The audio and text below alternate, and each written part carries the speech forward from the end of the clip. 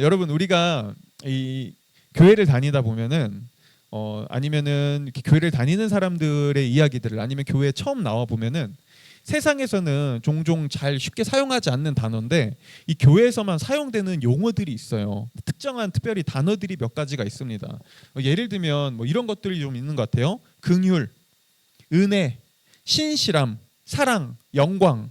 뭐 이런 단어들은 세상에서도 쓰이긴 하지만 자주 쓰이진 않죠. 쉽게 들을 수 없는 말이에요.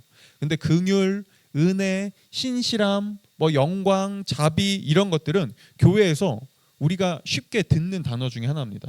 그리고 또 교회에서 근데 이런 건 이게 긍정적인 의미죠. 근데 교회에서 사용되는 단어 중에서 부정적인 의미를 가진 단어들도 있어요. 대표적인 게 이런 거죠. 죄 혹은 죄인. 그렇죠? 사실 이 죄 혹은 죄인이라는 단어는요. 세상에서는 절대 일반적으로 사용되지 않습니다. 아무에게나 막 사용 못 해요. 언제 사용되죠? 죄 혹은 죄인은 어떤 특정한 범죄 집단, 뉴스 매체에 어떤 사건이 나올 때 그때 이런 단어 사용하지. 여러분들 이웃에게, 직장 상사에게, 막 친구에게 쉽게 막 아무거나 어떤 행동을 하면 너무나 쉽게 너 그거 죄야, 이 죄인, 그러면 어떤 일이 일어날 것 같아요? 의가 상하고 관계가 끊어지겠죠. 네. 이처럼 죄 혹은 죄인이라는 단어는 사실 그렇게 흔하게 그리고 긍정적으로 쓰이는 단어가 아닙니다. 근데 교회에서는요 유달리 이 단어를 굉장히 보편적으로 굉장히 쉽게 사용합니다. 네.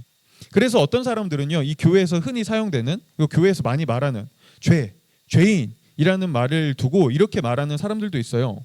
아니 기독교는 왜 이렇게 사람들을 자꾸 당신은 죄를 지었습니다, 당신은 죄인입니다 라는 말을 자꾸 그렇게 강조해서 사람들에게 죄책감을 심어주고 뭐만 해도 죄인, 이것만 해도 죄인, 이것도 죄, 저것도 죄라고 얘기해서 자꾸 사람들이 신을 의지하게 만드는 그런 가스라이팅을 하는 거죠.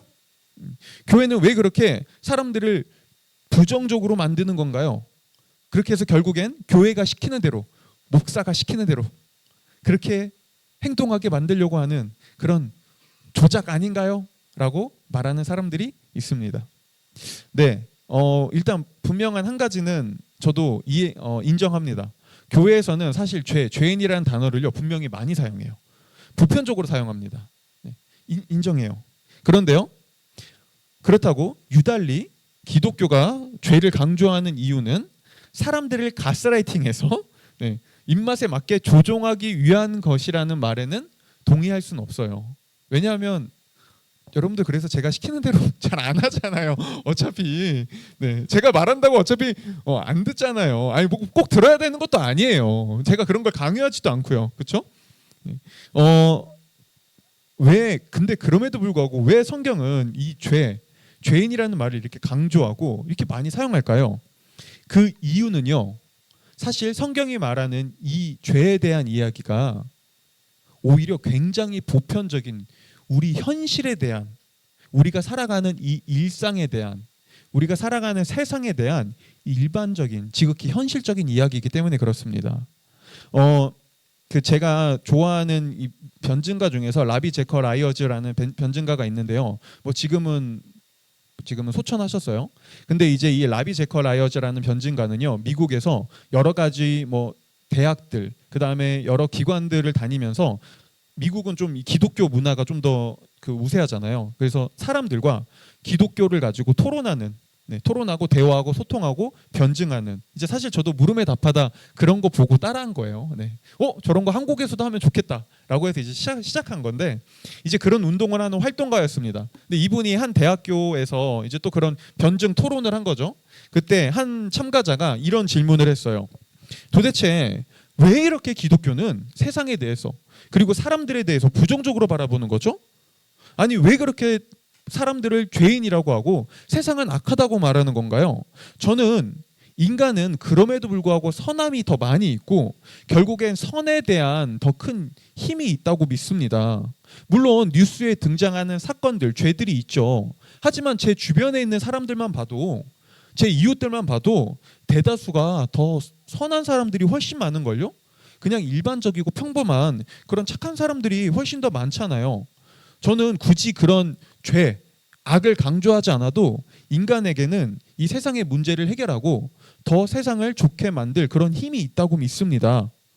우리는 그걸 해결할 수 있을 거예요 라고 질문했습니다. 그리고요, 그 질문을 듣고 이 라비 제커라이어즈가요, 먼저 회심의 미소를 지으며 이렇게 질문했어요. 혹시 어젯밤 잠에 들 때 현관문을 잠그고 주무셨나요? 라고요. 그 사람은 이게 무슨 뜻인지 바로 이해하면서요, 웃으면서, 그 사람도 웃으면서 이렇게 얘기했죠. 네 라고요. 그러면서요, 이제 라비 제커라이어즈가 이렇게 답변했습니다. 죄송하지만 당신의 바람과는 다르게 우리가 살아가는 현실의 지표들은 정반대되는 이야기를 하고 있는 것 같습니다. 19세기 낙관주의가 절정에 달했을 때 수많은 사람들은 종교 같은 것이 없어도 세상은 더 나아지고 언젠가 모든 문제를 해결할 수 있을 거라고 믿었죠. 하지만 이후 20세기에 일어난 일이 뭔지 아시나요? 두 차례에 걸친 세계대전, 수백만 명을 죽음에 이르게 한 홀로코스트, 공산주의 혁명으로 인한 집단 학살, 핵개발, 핵무기 개발 경쟁이었죠. 지금이라고 다를까요? 여전히 우리가 살아가는 사회의 지표들은 이 세상에 문제가 점점 더 심각해지고 있다고 말합니다. 계속해서 마약에 중독된 사람들은 늘어가고 있고요. 점점 더 늘어나는 범죄를 막기 위해 경찰 인력을 비롯한 사회 시스템에 더 많은 예산을 국가들은 투입하고 있고요. 여전히 세상의 곳곳에서는 전쟁이 한 번도 끊어진 적이 없습니다. 안타깝게도 이런 현실은 당신이 말했던 기대와는 우리가 살아가는 세상이 다르다는 것을 보여주고 있습니다라고요.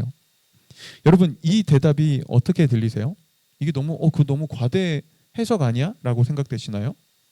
아니, 오히려 이 이야기가 우리가 살아가는 사실 지극히 지금 이 세상의 이야기 같지 않나요? 지금 이 시대를 보세요, 여러분. 뉴스 매체를 보고 우리가 살아가는 세상을 여러분 냉정하게 바라보세요. 지금 이 시대는요, 뉴 냉전 시대라고 불릴 만큼 지금 세상은 또 다른, 이 세계 정세는 또 다른 위태로움을 맞이하고 있습니다. 나라와 나라와의 갈등이 점점 더 심해지고 있고요. 전쟁과 분쟁이 멈추고 세상에 평화가 찾아오기는커녕 여전히 또 다른 전쟁들이 곳곳에서 일어나고 갈등들이 심화되고 있습니다. 그리고 이런 현실들 속에서, 이런 냉정한 현실 속에서 나라들은 자신의 이 국가를 지키기 위해 새로운 군비 경쟁을 하고 있어요. 그래서 새로운 신무기를 개발하고요, 아니면 무기를 다시 구입하고요, 적극적으로 무기 생산을 늘리고 있죠. 지금 전 세계가 매우 위태로운 상황 속에 있습니다. 세계 정세만 그럴까요? 우리가 살아가는 이 대한민국 사회만 한번 여러분 자세히 생각해 보세요. 네. 여러분 1988이라는 드라마 아실 거예요. 뭐 보신 분들도 있겠죠? 근데 1988이라는 드라마를 보면서 왜 우리는 되게 따뜻한 감성을 느낄까요? 왜 그런 드라마를 보면서 우리는 인간 냄새를 느낄까요? 왜냐하면 우리가 살아가는 지금 이 2025년은 점점 그런 인간 냄새가 사라지고 있거든요. 근데 여러분 1988년이라고 해서 뭐 그때는 살기 좋았어요? 그때도 세상은 여전히 빡빡했어요. 그때는 더 큰 꼰대 문화였죠. 80년대, 90년대 여러분 가끔 보잖아요. 강한 자들만 살아남을 수 있는 90년대. 그래서 홍수로 여기가 다 잠겼는데도 정장 입고 출근하는 사람들.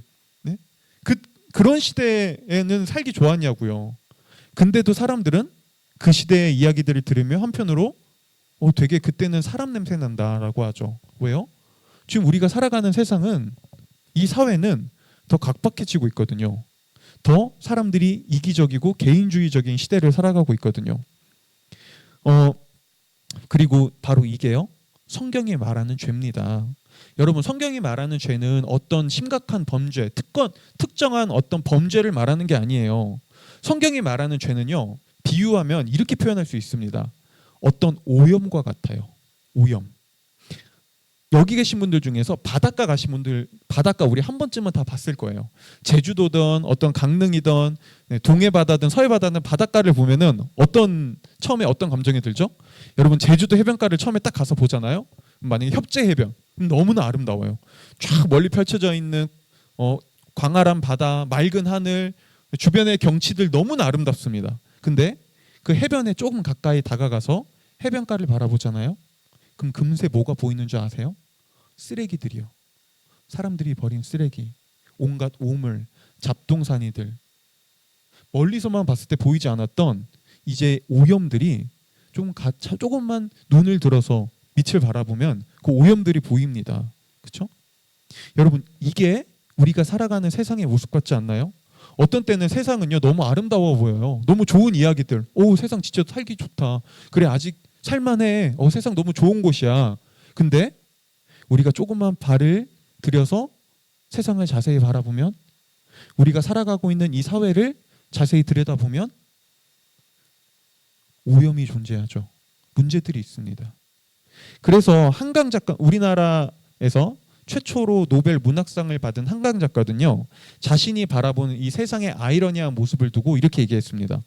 세계는 왜 이렇게 폭력적이고 고통스러운가? 동시에 세계는 왜 이토록 아름다운가? 한강 작가는 분명히 말합니다. 세상은 너무나 아름답지만 동시에 세상은 오염이 존재한다고요. 자, 그럼 여러분들에게 한 가지 물어볼게요.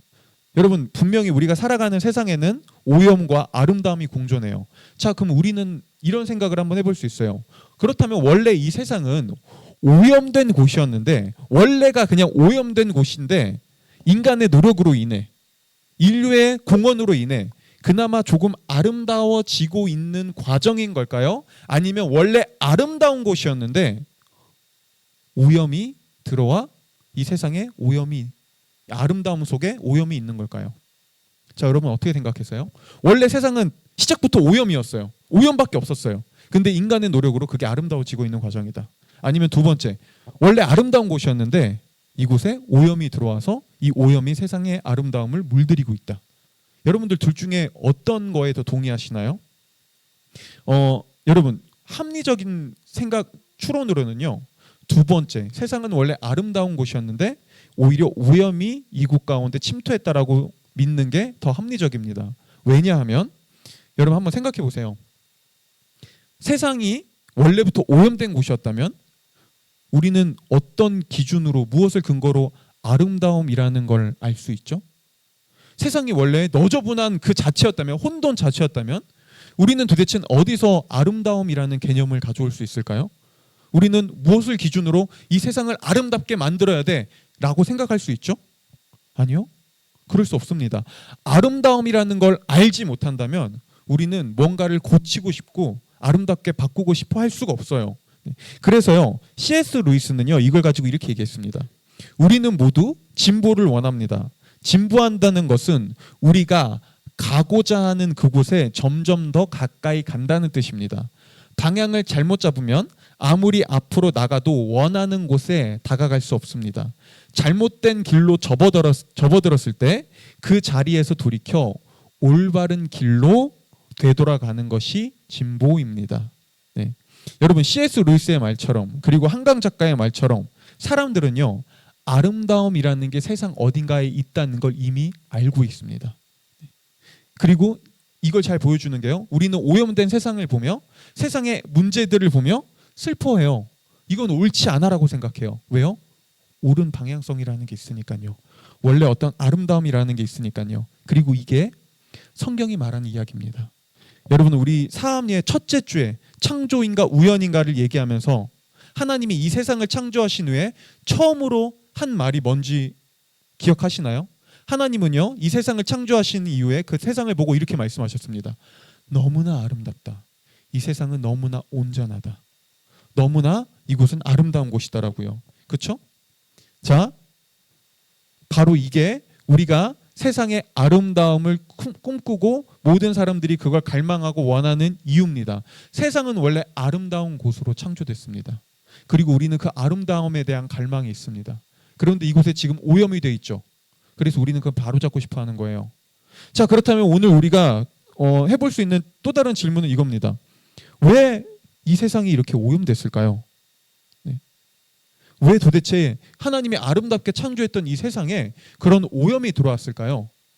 우리는 지난주에는, 2주차에는 그 원인이 인간이 내 하나님을 쫓아내고 내가 직접 세상과 내 인생에 내가 주인이 되려고 한 바로 이 자기 중심성, 인생의 주인은, 세상의 주인은 나야 라는 이 죄에 있다고 얘기했어요. 여러분 제가 종종 얘기하는 작가 중에 또 다른 작가 중에 한 명인데요. 프랑스 작가인 알랭 드 보통은요. 인간의 삶과 맞닿아 있는 굉장히 현실적이고 구체적인 이야기들을 많이 그 글로 표현해내는 작가입니다. 근데 이 알랭 드 보통이 작가로 이 세상과 사람들의 인생을 자세히 한번 살펴보니까 그가 한 가지 사실을 알게 된 게 있어요. 바로 이런 거예요. 사람들이 인생에서 고민하고 인생에서 문제를 겪고 인생에서 아픔을 겪는 이 문제들이 크게 네 가지로 네 가지 주제로 표현할 수 있다는 거예요. 먼저 첫 번째는요. 나와의 관계. 두 번째는 다른 사람과의 관계. 세 번째는 사랑의 관계. 그리고 네 번째는 세상과의 관계예요. 알랭 드 보통이 이 세상을 관찰하고 사람들을 관찰해 보니 모든 사람들이 문제와 아픔, 그러니까 인생의 오염들을 조금씩 가지고 있는데 그게 이 네 가지에 해당된다는 거예요. 여러분들 이 말에 대해서 어떻게 생각해요? 우리 사람들은 모두 다 나와의 관계에서, 이웃과의 관계에서, 사랑의 관계에서, 세상과의 관계에서 아픔과 문제를 가지고 있다. 그렇죠? 아마 여러분들이 지금 가지고 있는 고민들, 내가 하고 있는 어떤 내 인생에 내가 지금까지 경험해 왔던 아픔들 다 이 안에 해당될걸요? 아무리 돈이 많아도요, 좋은 집에 살아도요, 좋은 차를 타고 좋은 옷을 입고 내가 세상에서 내가 원하는 학교에 들어가고 내가 원하는 직장에 취업하고 내가 예전보다 삶의 형편이 더 나아져도요, 외적인 성공과 상관없이 내가 원하는 사람과 연애를 하고 결혼을 해도 그것과 상관없이 사람들은 이 네 가지 관계에서 다 문제를 경험합니다. 뭘 보여주죠? 우리의 이 네 가지 관계는 소중하고 아름답지만 동시에 이 관계들이 어딘가가 오염되어 있어요. 그리고 성경은 그 이유를 두고 말합니다. 죄가 우리에게 소중한 이 관계들을 오염시키고 있고 오염시키기 시작했다고요. 그렇다면 도대체 이 죄는 어떻게 우리의 이 관계들을 오염시키고 망가뜨릴까요? 오늘 우리는 거기에 대해서 좀 살펴보려고 하는데요. 오늘 성경에서 하나님이 금지하신 열매를 먹고 난 이 태초의 인류 아담과 하와에게 처음으로 일어난 일이 뭔지 아시나요? 그들이 하나님을 떠나고 하나님의 말씀을 어긴 이후에 그들이 죄를 선택한 이후에 그들에게 벌어진 첫 번째 일은요. 바로 자신들이 벌거벗었다는 사실을 깨달았다는 거였어요. 여러분 이 말씀을 오해하시면 안 돼요. 그러면은 태초에 인류가 타락하지 않았다면 모두 나체로 그냥 우리는 옷 같은 거 없이 의복 생활 같은 거 하지 않았을 것이다. 아니 성경은 그 말을 하는 게 아닙니다. 네. 하나님을 떠난 인간이 처음으로 자신이 벌거벗었다는 걸 깨달았다는 건요. 하나님을 떠난 이후 인간이 느낀 최초의 감정이 무엇인지를 보여줘요. 하나님을 버리고 내가 인생의 주인 되기로 선택하자 그들이 경험한 최초의 감정은요. 바로 이거였어요. 수치심, 부끄러움. 그런데 이거를 대조적으로 잘 보여주는 장면이 있습니다. 처음에 하나님이 인간을 창조하셨을 때 성경은 처음에 창조된 하나님 안에 있을 때 창조된 인간의 모습을 묘사하며 이렇게 얘기합니다. 창세기 2장 25절 우리가 다 같이 한번 읽어볼게요. 다 같이 한번 읽어보겠습니다. 시작.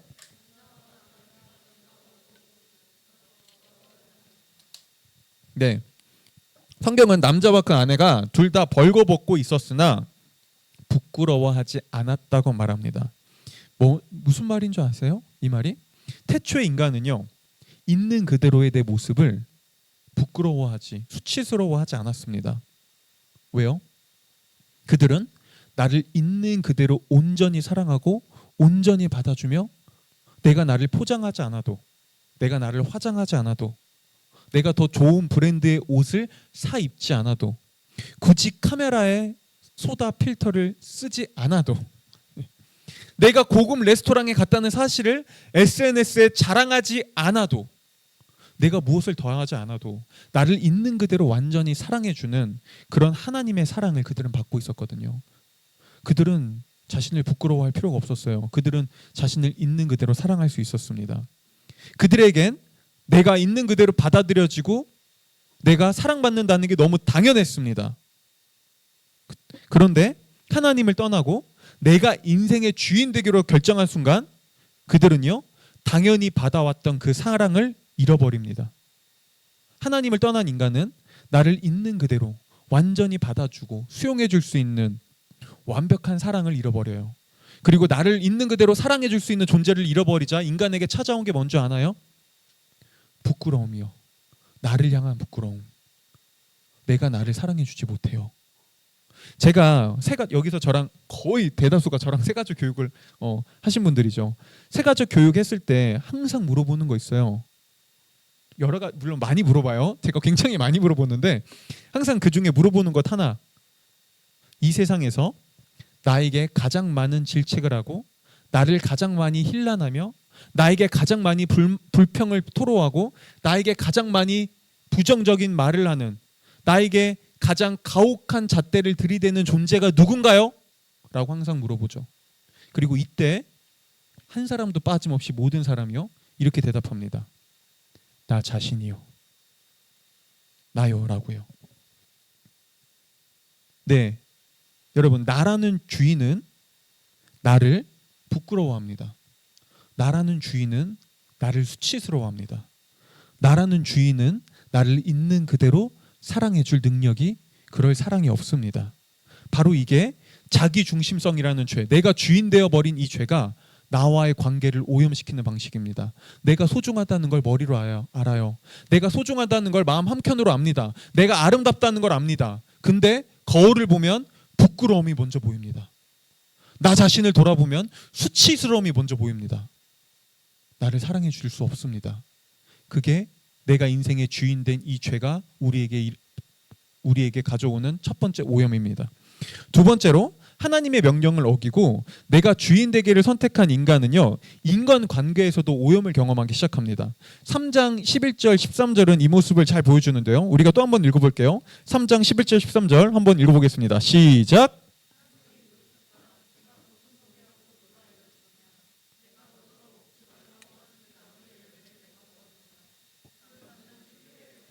하나님께서 저와 함께 살라고 짝지어 주신 여자, 그 여자가 그 나무의 열매를 저에게 주기에 제가 그것을 먹었습니다.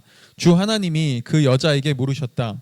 너는 어쩌다가 이런 일을 저질렀느냐? 여자도 핑계를 대었다. 뱀이 저를 깨어서 먹었습니다. 여러분, 인생의 주인이 오직 나라고 생각할 때 사실 이게 오늘날 현대 세계관이잖아요. 아니, 모든 사람이 그렇게 생각해요. 혹시 이 자리에서 여전히 인생의 주인은 그래도 나야 라고 하신 분이 있다면 네, 우리 세가족 교육 신청하시면 됩니다.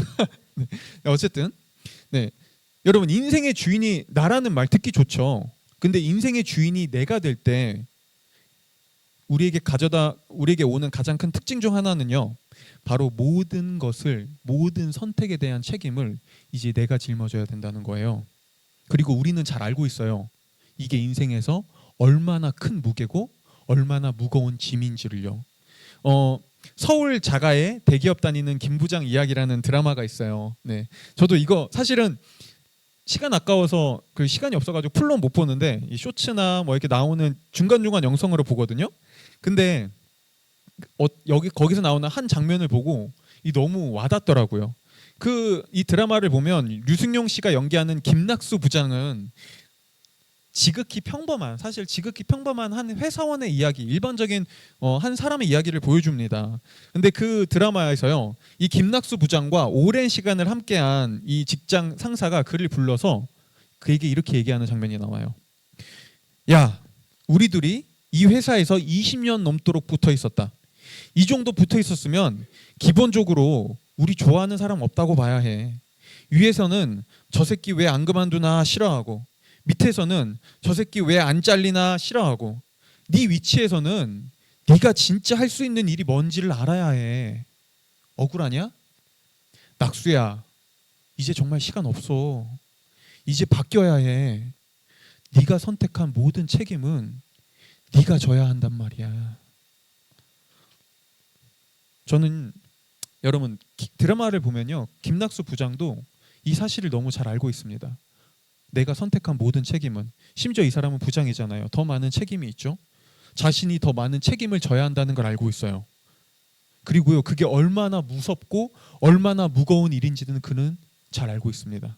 그래서 이 김낙수 부장이 자신의 이 막중한 책임에서 조금이라도 벗어나기 위해 어떤 선택들을 하는 줄 아나요? 그는요, 다른 사람에게 자신의 책임을 떠넘깁니다. 때로는 자신의 실수를, 때로는 자신의 잘못된 판단을, 내가 이런 선택을, 내가 이렇게 살 수밖에 없었던 이유를 그는 자신의 직원들에게, 자신의 환경에, 자신의 가족들을 핑계로 대면서 책임을 조금이라도 덜려고 합니다.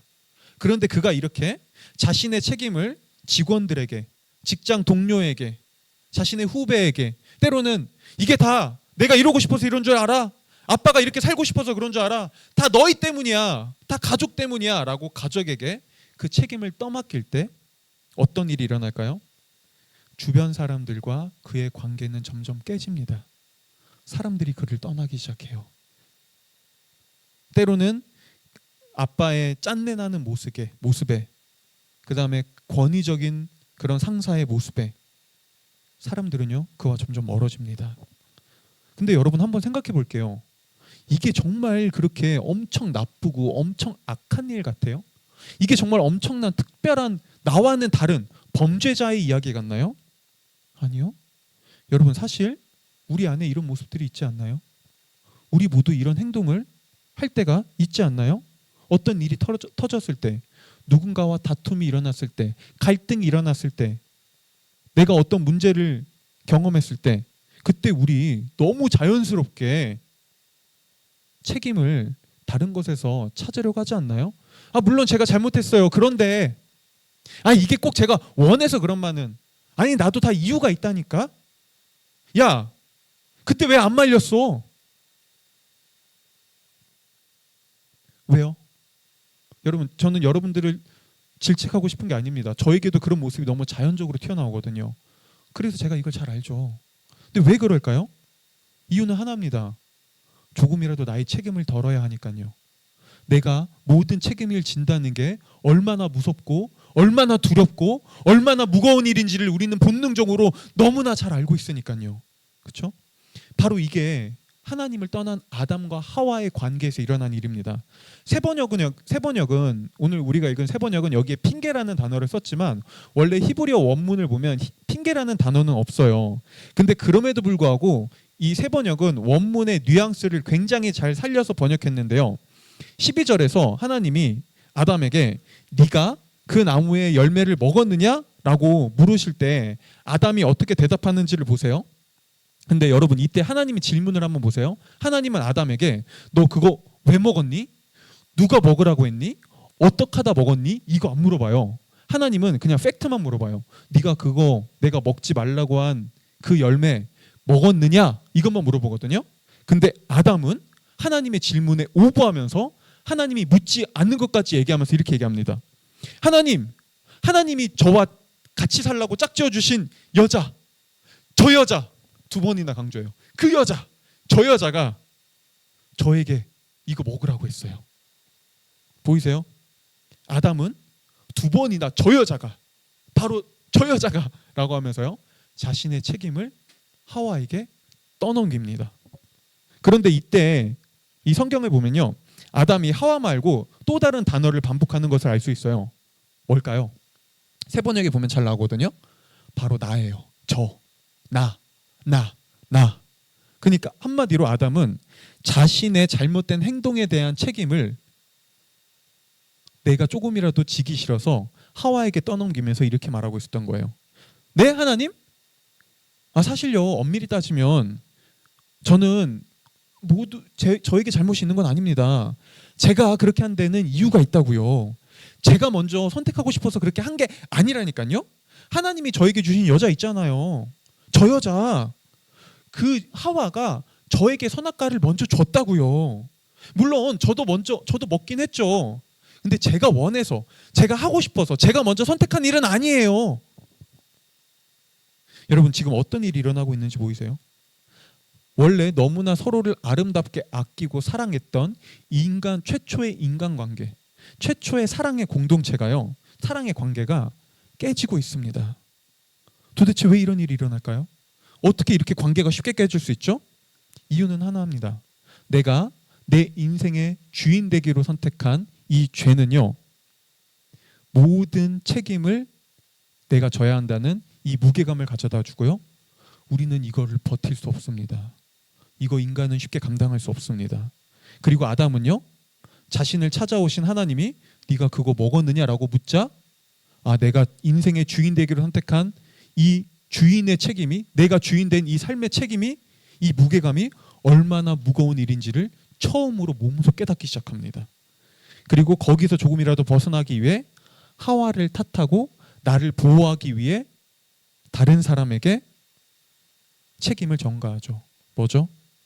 죄로 인해 인간관계에 상처와 배신과 아픔이라는 오염이 스며들기 시작한 겁니다.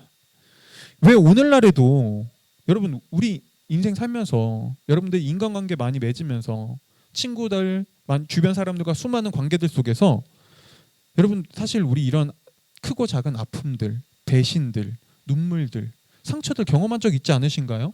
때로는 우리 가족 관계 안에서도 이런 걸 경험하죠. 네. 왜 우리 이런 일들을 경험할까요? 아니, 누구나 다 서로를 배려하고 그냥 서로를 용서하고 서로를 좀 사랑하면서 살아가는 게 왜 이렇게도 사실은 어려운 일일까요? 실제 삶에서는 이유는 하나입니다. 그 누구도 나보다 남을 더 소중히 여기려고 하지 않거든요. 결국엔 내가 더 소중하거든요.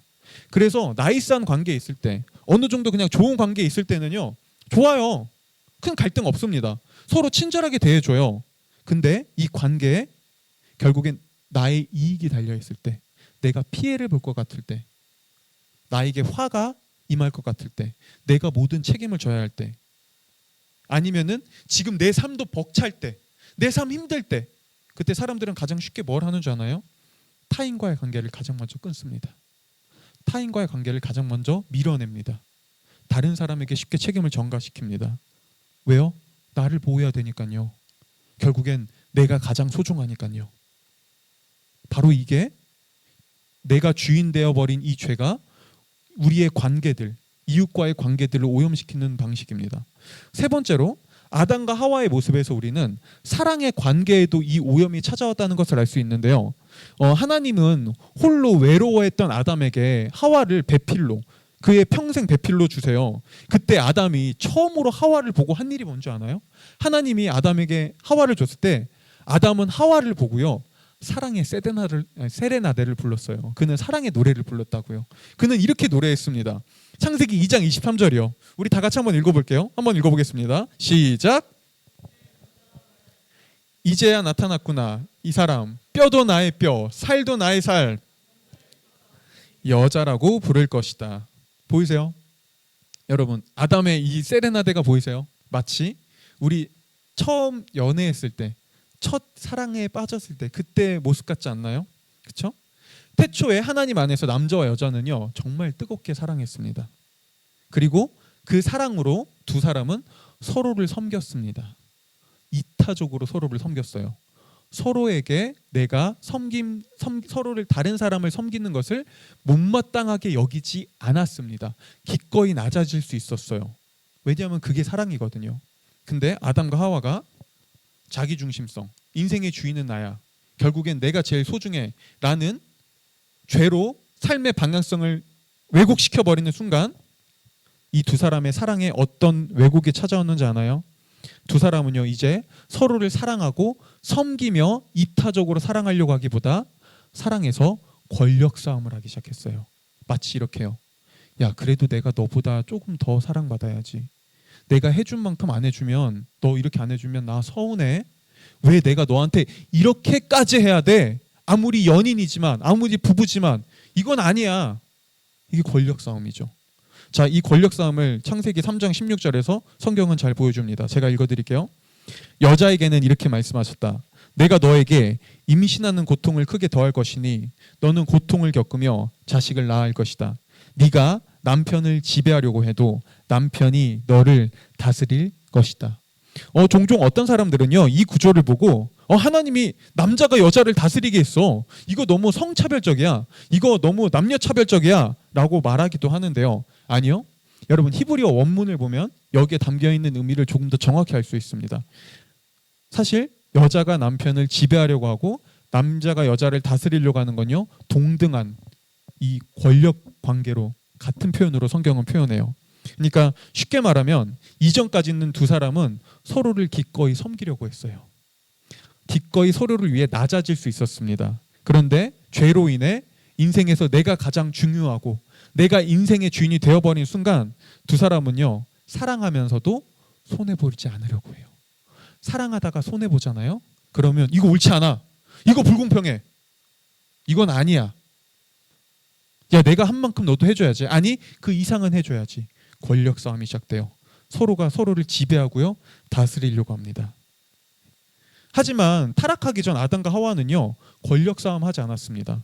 그들은요, 내가 다른 사람을 완전히 섬겨도, 내가 다른 사람을 위해 기꺼이 나를 헌신해도 그들은 그거 가지고 자존심 상해하지 않았어요. 내가 왜 이렇게까지 해야 돼? 라고 말하지 않았다고요. 어떻게 그럴 수 있었을까요? 이유는 하나입니다. 그들은 나를 있는 그대로 주는, 있는 그대로 사랑해주는 그 하나님을 통해 사랑받음으로써 사랑의 근육이 진짜 튼튼했거든요. 태초의 인간은 사랑의 근육이 넘쳐났습니다. 왜냐하면 하나님께 끊임없이 사랑을 공급받으니까요. 그래서 이 사람, 태초의 인류는 내가 손해보는 것, 사랑하면서 손해보는 것, 사랑하면서 낮아지는 것, 이런 거 연연치 않았어요.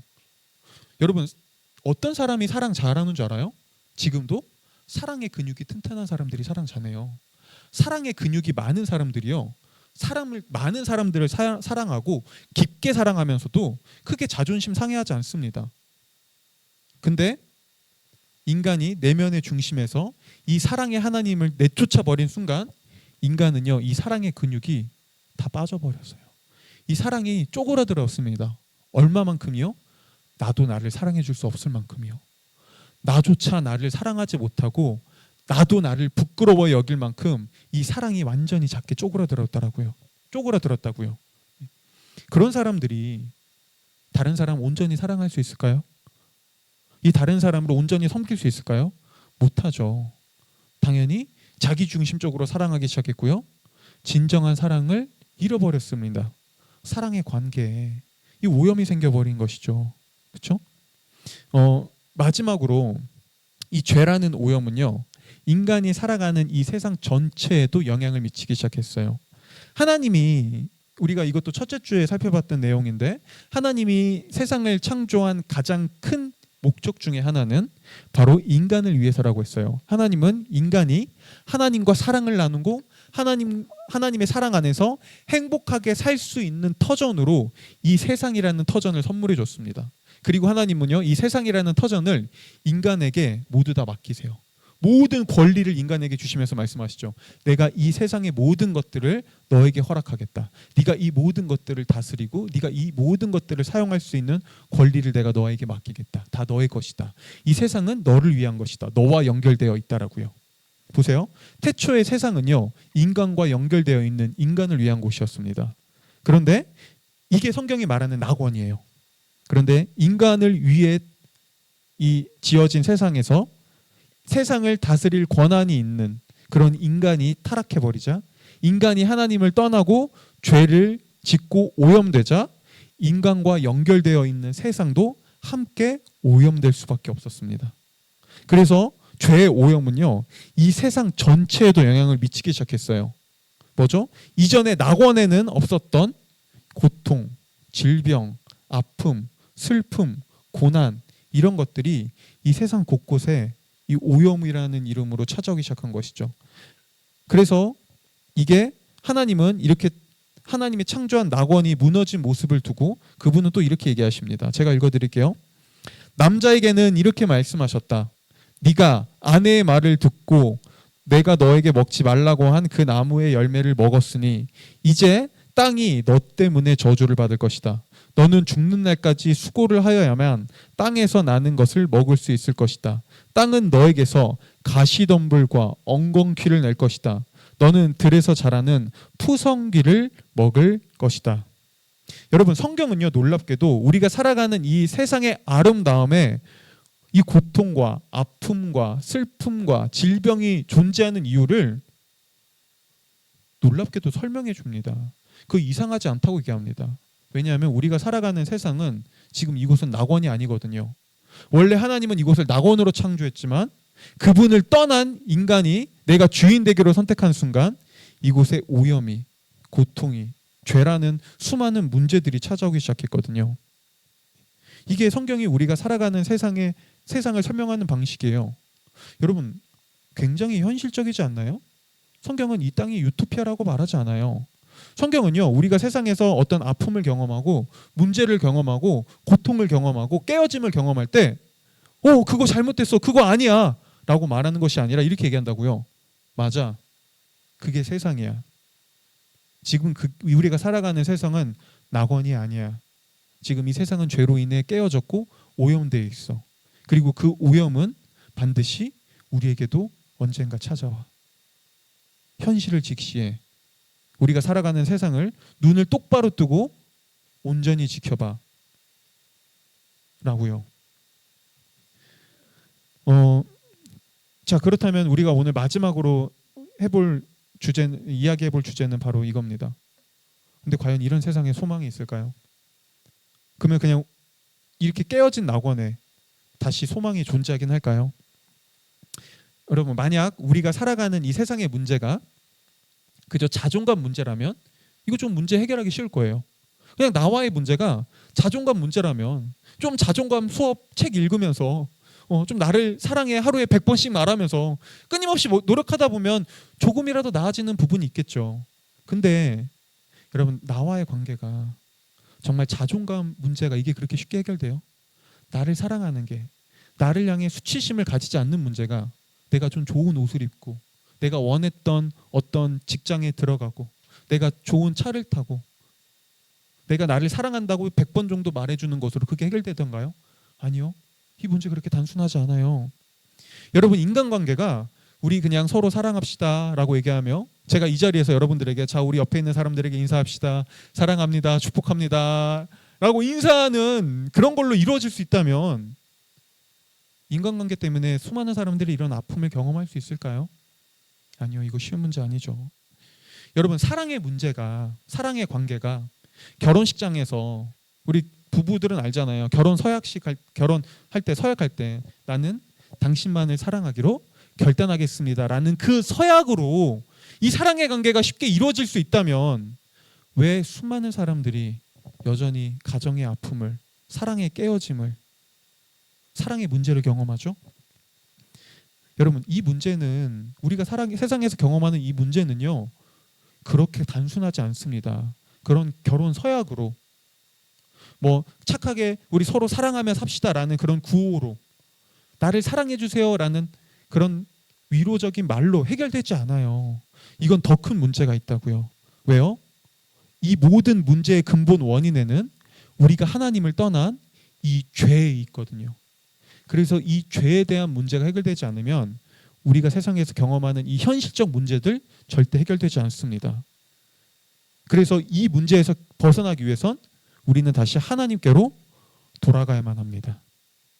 그런데 문제는 인간은 세상을 창조한, 그리고 인간을 창조한 하나님을 거부했고 그분을 내쫓았으며 그분을 싫어했고 그분을 억압적이고 폭력적이라고 생각하기 시작했다는 거예요. 인간은 하나님께 가까이 가기를 싫어했어요. 여기서 우리 대다수의 그런 감정들 있잖아요. 네. 특별히 회심하기 전에 우리 이런 감정들 많이 가졌잖아요.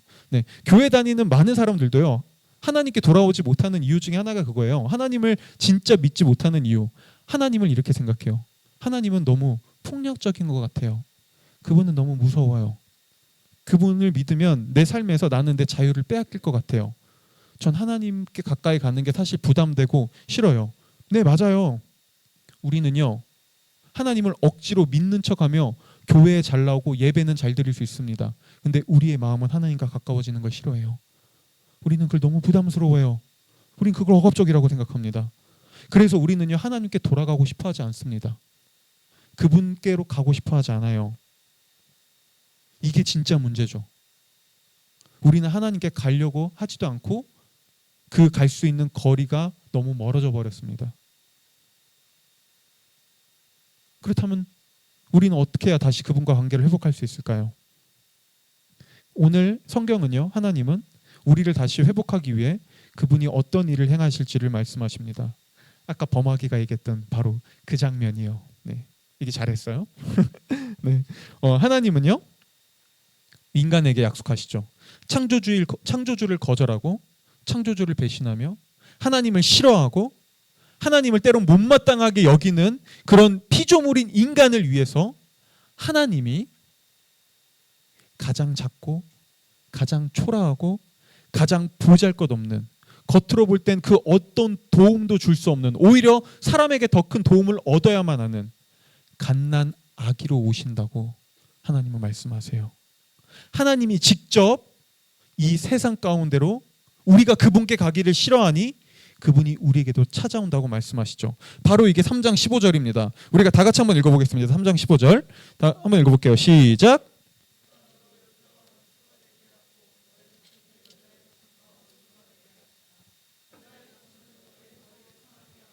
너는 여자의 자손의 발꿈치를 상하게 할 것이다. 네, 여러분 오늘 하나님은요 태초의 인류에게 약속하십니다. 너희가 나를 떠났고 너희가 나를 버렸지만 내가 다시 너희에게로 가겠다. 내가 다시 너희를 회복하기 위해 너희에게로 찾아가겠다. 내가 인간이 되어 너희와 같은 모습으로 너희를 회복시키기 위해 너희 안으로 들어가겠다라고요.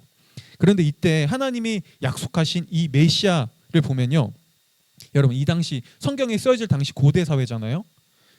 그리고 남성 우월주의적 사회에서 여러분 후손은 보통 남자의 후손이라고 얘기합니다. 우리나라만 해도 그렇잖아요. 여전히 가문을 얘기할 때 남자의 가문, 남자의 성씨 이거 얘기해요. 남성적 이게 우월주의적 그게 남아 있으니까요. 그렇죠? 근데 오늘 하나님의 약속을 보세요. 남자의 후손이라고 얘기하지 않아요. 그렇다고 남자와 여자의 후손이라고도 말하지 않습니다. 하나님은 놀랍게도 여자의 후손이라고만 얘기해요. 아니 이건 너무 파격적인 이야기예요. 어떻게 여자의 후손, 이게 도대체 무슨 말일까요? 여러분 놀랍게도 우리는 2000년 전 실제 역사 속에서 어떻게 이 일이 이루어지는지를 알 수 있습니다. 여러분 예수님은요 남자와 여자의 후손이 아니라 예수님은 그 아직 결혼도 하지 않고 남자를 알지 못했던, 관계를 맺지 않았던 처녀인 마리아에게서 여자의 후손으로 오십니다. 그렇죠? 왜요? 왜 그분은 여자의 후손으로 오셨을까요? 왜냐하면 예수님은 이 죄의 문제를 해결하기 위해 우리에게 찾아온 그분은 하나님이셨거든요.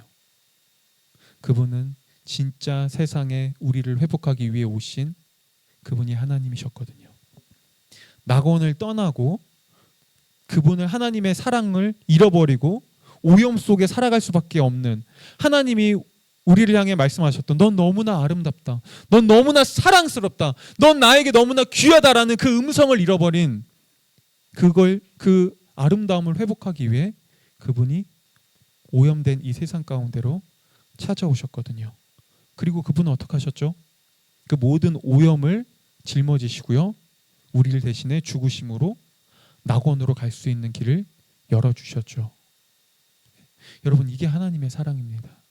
여러분 우리를 대신해 이 오염 속에서 오물을 뒤집어 쓸 수밖에 없는 우리에게 찾아와 우리의 모든 것들을 짊어지신 하나님 안에서 우리는 진짜 사랑이 무엇이고 진짜 회복이 어디 있는지를 경험할 수 있어요.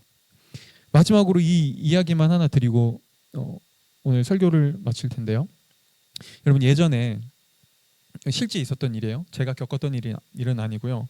저보다 좀 더 연배가 있으신 분이 겪은 일인데 이분 초등학교 한 2학년쯤에 이분 학교에 그때는 이제 학교가 아직 낙후된 시설이잖아요. 저 때만 해도 바닥에 나무 바닥 있고 막 양초로 이거 칠하고 막 그런 시대거든요. 슬리퍼 신고 다니고. 근데 어쨌든 그때는 더 열악한 시절이죠. 근데 초등학교 때 학교에 화장실이 또 하필이면 깨끗하지도 않는데 공사를 했대요. 그래서 이제 외부에 간이 화장실을 설치한 거예요. 근데 그 당시에 벌써 한 40년 전인데 간이 화장실이라는 게 뭐가 있겠어요? 그냥 땅 파가지고 그냥 푸세식 화장실 만들어 놓은 거죠. 근데 그 학교에 너무나 인기 있었던 한 여자아이가 있었답니다. 그 여자아이는 얼굴도 하얗고 옷도 항상 공주님처럼 입는 모든 남자아이들의 선망의 대상이었대요. 항상 모든 남자애들이 다 짝사랑하는. 근데 이제 이 여자아이가 그날따라 너무 화장실이 급했나 봐요. 그래서 원래 우리 초등학교 때 화장실 잘 안 가려고 하잖아요. 근데 너무 급해서 이거 어쩔 수 없으니까 그 푸세식 화장실에 들어간 거죠. 근데 아이고 이게 웬일? 이 잘못하다가 그 빠진 거예요. 네. 그리고 이제 그 아이가 막 울음소리가 나서 막 난리가 나서 울음소리가 나서 막 선생님들이 다 달려서 보니까 이 아이가 막 오물을 다 뒤집어 쓰고 있는 거죠. 그리고요 엄마에게 전화를 했습니다. 그리고 엄마가 찾아왔죠. 아이는 오물을 뒤집어 쓰고 있었어요. 그리고 그 순백의 아이, 그 모든 그 여자아이를 짝사랑했던 모든 남자아이들도요 그 여자아이를 본 순간 다 떠났습니다. 다 멀리서 저기서 막 어떻게 하면서 막 놀리고, 그렇죠? 근데 그때 이 여자아이를 찾아온 엄마가요 그 오물을 쓴 자신의 딸을 보고 어떻게 했을까요? 기꺼이 달려가서 그 모든 오물을 아랑곳하지 않고 안았습니다. 그러면서 이렇게 얘기했대요.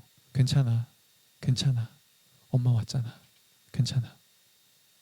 여러분, 이 여자아이가 무엇을 깨달았을까요? 자신을 안아주는 엄마를 통해서 여자아이는 두 가지를 깨달았을 겁니다. 첫 번째, 나는 여전히 사랑받고 있구나.